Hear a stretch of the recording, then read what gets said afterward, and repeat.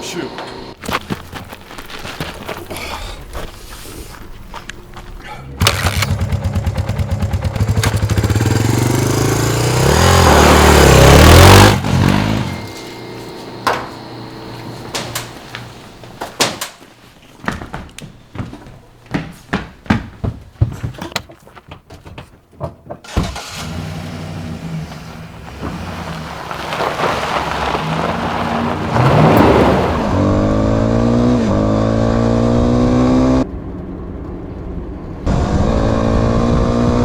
So the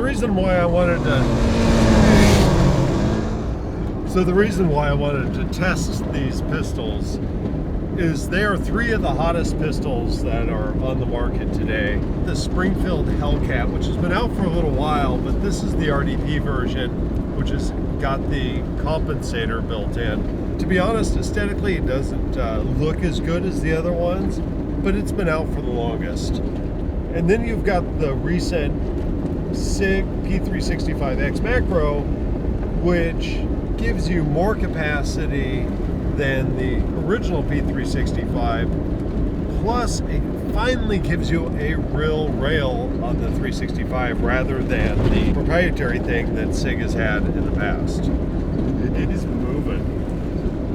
And then most recently we've got the FN509 CC Edge, and that is really more of a traditional double stack, and it's got its compensator, which has got the nice little 90-degree twist on off thing. So the thought is get testing all 3 of these pistols. Let's get some rounds down range, see which of these we like best, and which one may be popular in the future.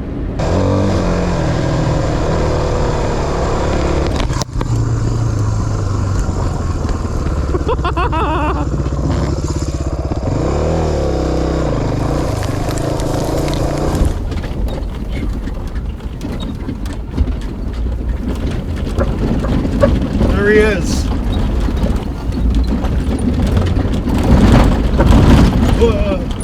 Wait a minute, you beat me. Glad to see you can make it. You break down on the way here or something? No. It is Chevy. Okay. I arrive first, so I get first pick Yeah. of pistol. And since I do personally carry a P365X, I think I'm going to have to go with the XMACRO here. All right, so I've been dying to try the FN. I'm going to grab that. Jameson, which one are you going to pick? That's a good question. Well, I guess I'm stuck with this thing, so. Let's actually try it with the low-powered rounds. Why not? Start with This is all the low-powered stuff? Yep. Yeah, it's so a lot this is of- 17 plus. So how many does that one carry? I don't know. The plus. 15. So I got 13 out of the larger ones, 11 out of the smaller one.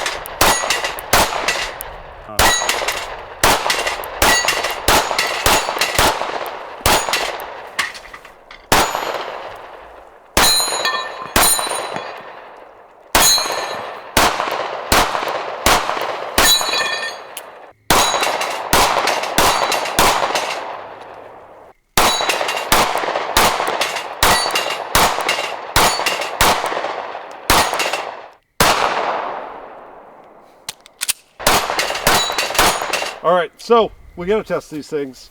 First test was round capacity, and I think that's 1 point to the SIG. Next test, let's test the width of the pistol at the widest point with the calipers. I have 34.3 millimeters on the FN. 27.3. Yeah. 26.4 is the widest. Okay. So another point for the SIG. Another point for the XMACRO. In the spirit of getting more points for the XMACRO, let's go do 3 rounds, see which one ejects the furthest to the right. It's a silly test, but we're Thanks for using low-powered specifying. ammo, and hopefully it'll actually eject. Whoa. Okay. It's right there. Okay. Wow. All right, so from where you're at, we had a shell go here, one shell go up here, and then the furthest one was where your toes at. So the SIG set the mark pretty high right here.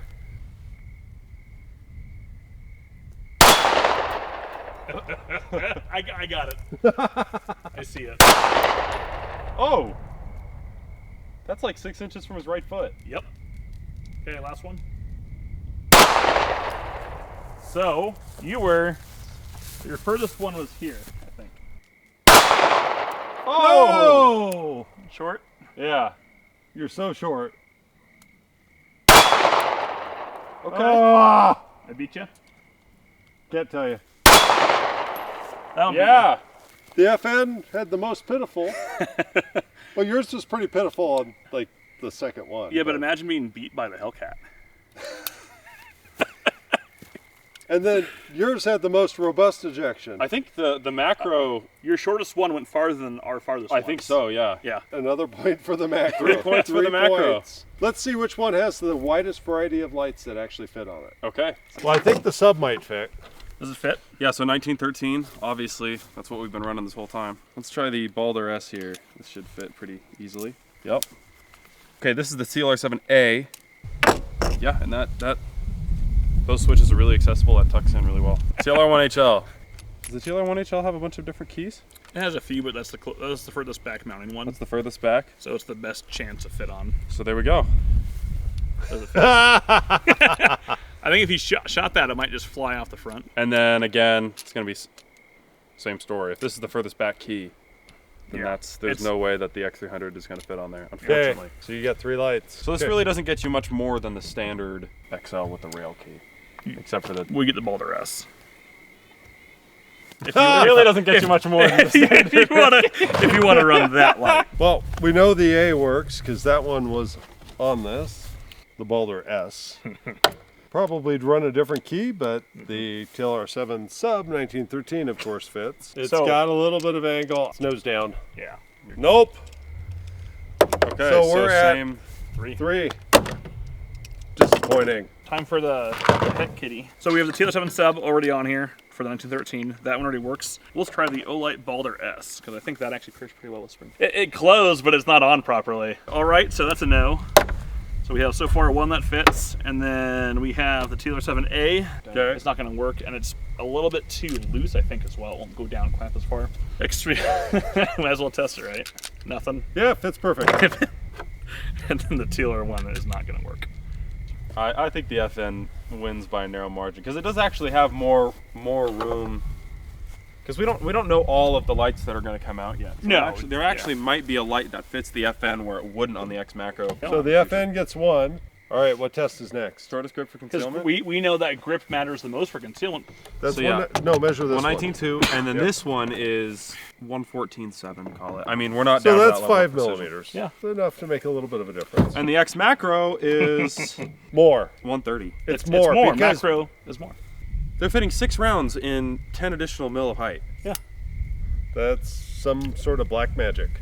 in this. I think I'm coming away more and more impressed with the engineering that SIG did for the macro. So next test, the field strip. Let's see who can take their gun down the fastest.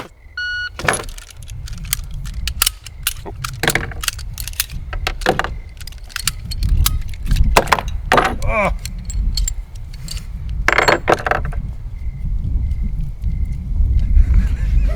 Waiting for you. How did you do that faster than me last time? Oh! You win. 22 seconds. Boy, I thought I was going to get you. But Yeah, I thought you pulled were. through. Obviously, you don't have a muzzle device. Right. You've just got the compensator built into the slide. So the question really is whether it works or not. But it does come apart quick. All right, so we got the XMACRO here. I'm gonna go ahead and load it up. We're doing a bill drill here at about 7 yards.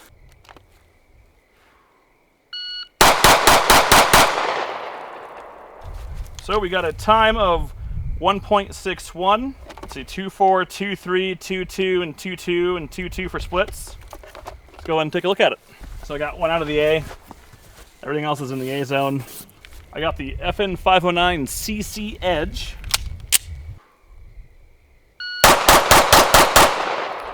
A little bit to the left. I'm also aiming center, so Yeah, I think we know that the optic's a little left. yep, for everyone shooting here, we have a 136, 25, 22, 22, 21, and 22. That's not bad for moving a little bit faster at 7 yards.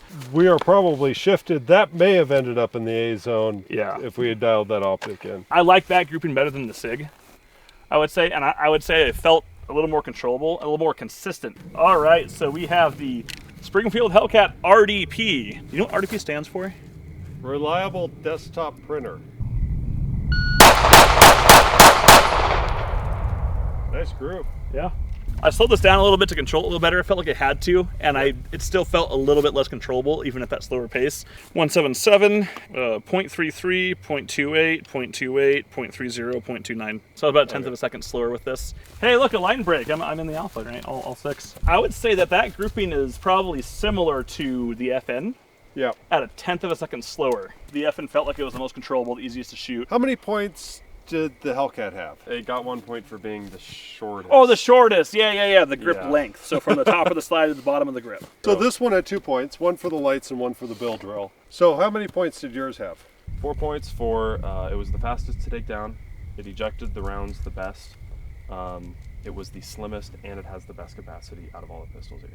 Boy, actually for me, I don't know if I would carry that over this, but it's a pretty nice pistol. I do like the fact that it's so slim and so easy to carry. Right. And you can still get a TLR7 sub on there and get a decent amount of light. This is cool and it's new. This thing's an outrageous, I mean, it's like $13.50 on Gunbroker. I think these are all reasonable pistols. Once we were feeding them full power ammo, they all actually ran, and that's good, because with the lower power training stuff, I think the FN was kind of not doing so well. And which other one didn't do so well on the training ammo? The Hellcat wasn't great, but part of that was grip. All decent pistols. I think that if you're looking for a modern carry pistol and you don't know which one to pick, I'd probably direct somebody to that one. I think the P365 XMACRO, if you can find it, is probably going to suit someone perhaps the best. The Hellcat actually performed all right today. I don't have anything against the pistol. Yeah, I don't know.